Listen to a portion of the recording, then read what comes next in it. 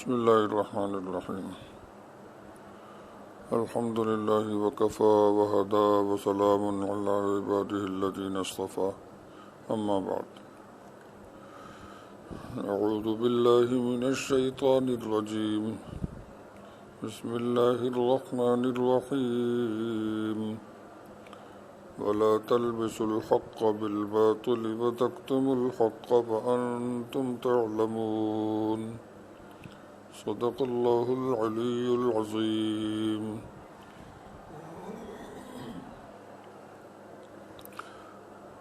سورۃ البقرہ کی آیت نمبر 42. فرمایا ولا تلبسوا الحق، نہ مخلوط کرو حق کو بالباطل، باطل کے ساتھ. حق کو باطل کے ساتھ مکس نہ کرو، خلط ملط نہ کرو. وَتَكْتُمُ الْحَقَّ، اور نہ ہی حق کو چھپاؤ. وَأَنْتُمْ تَعْلَمُونَ، حالانکہ تم علم رکھتے ہو، جانتے ہو. اس سے پہلے بنی اسرائیل کو اللہ تعالیٰ نے اپنی نعمتیں یاد دلائیں کہ میری نعمتوں کو یاد کرو. اللہ نے اس خاندان کو بڑی نعمتوں سے نوازا تھا. دولت، حکومت اور نبوت اللہ نے اس خاندان میں رکھی تھی. نعمتیں یاد دلا کر فرمایا کہ میرے ساتھ کیا ہوا عہد پورا کرو. اور قرآن پر ایمان لانے کی ترغیب دی. فرمایا وَآمِنُوا بِمَا أَنزَلْتُ، میں نے جو قرآن بھیجا ہے اس پر ایمان لے آؤ.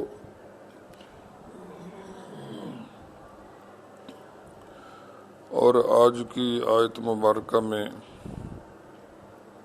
یہ فرما رہے ہیں کہ خود ایمان لانے کی بجائے دوسروں کو روکنے والے تو نہ بنو.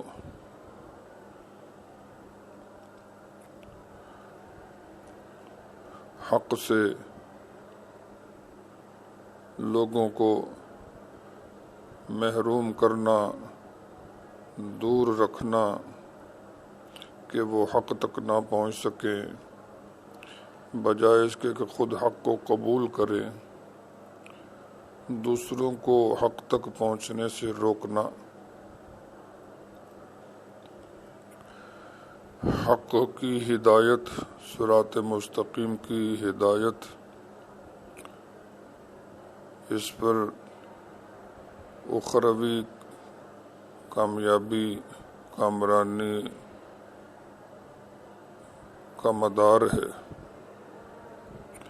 اور یہ ہماری ضرورت ہے. روٹی کپڑا مکان بے شک ہماری ضرورتیں ہیں، لیکن حق اور صراط مستقیم کی ہدایت ہماری اس سے بڑھ کر ضرورت ہے. ان چیزوں سے دنیا والی زندگی میں فائدہ ملتا ہے، اور ہدایت سے حقیقی اور بڑی زندگی میں انسان بربادی سے بچ سکتا ہے. اس لحاظ سے بھوکوں کو کھانا کھلانا اور ناداروں کی امداد کرنا، ننگوں کو کپڑا پہنانا، یہ بھی نیکیاں ہیں اور خدمتیں ہیں. لیکن جو حق کی تبلیغ کا کام کر رہے ہیں، دین کی اشاعت کا کام کر رہے ہیں وہ بڑی خدمت سر انجام دے رہے ہیں۔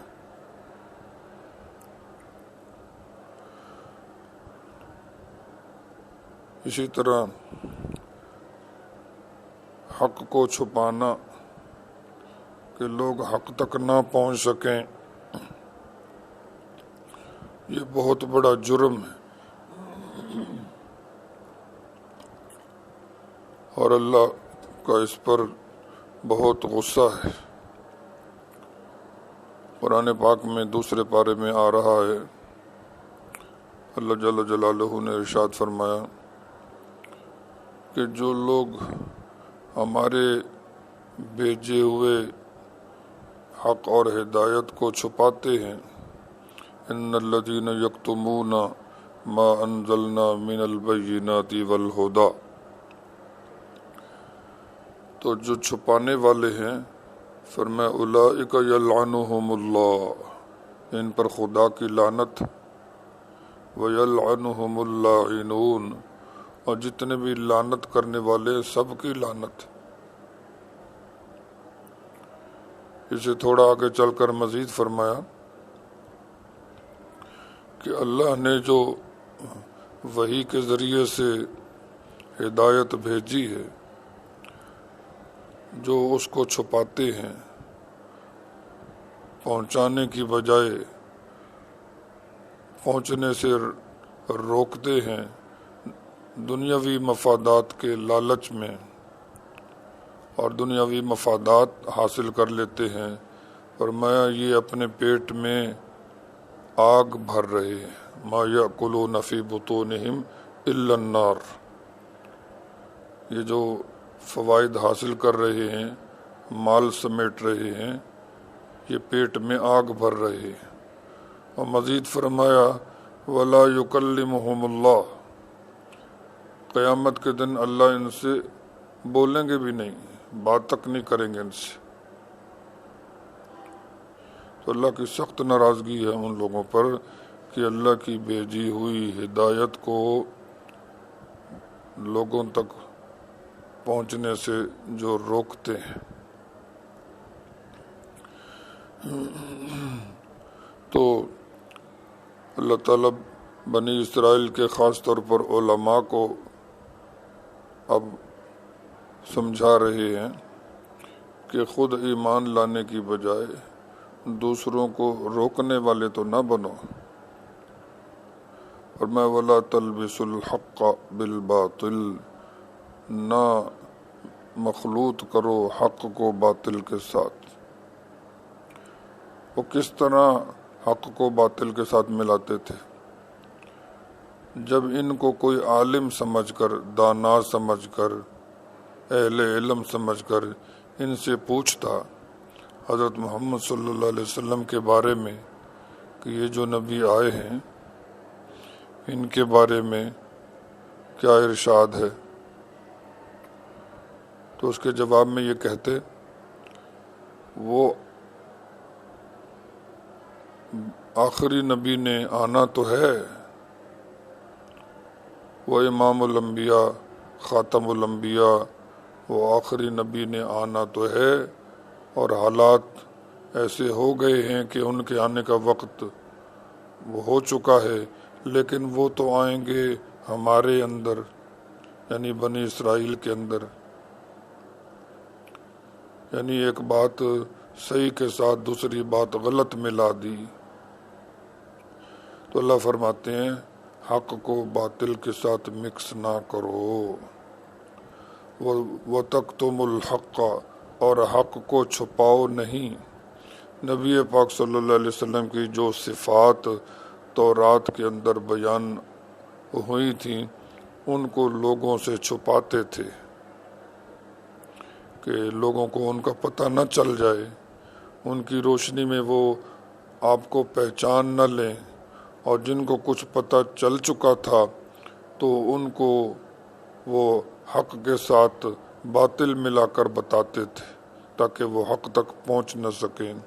اللہ فرماتے وَأَنْتُمْ تَعْلَمُونَ، حالانکہ تم اہل علم ہو، تم عالم ہو، تمہاری بڑی ذمہ داری ہے، اور تمہیں معلوم ہے کہ حق کو چھپانا کتنا بڑا جرم ہے، اور حق لوگوں تک پہنچانا انسانوں کی کتنی بڑی خدمت ہے، پھر بھی تم ایسا کر رہے ہو۔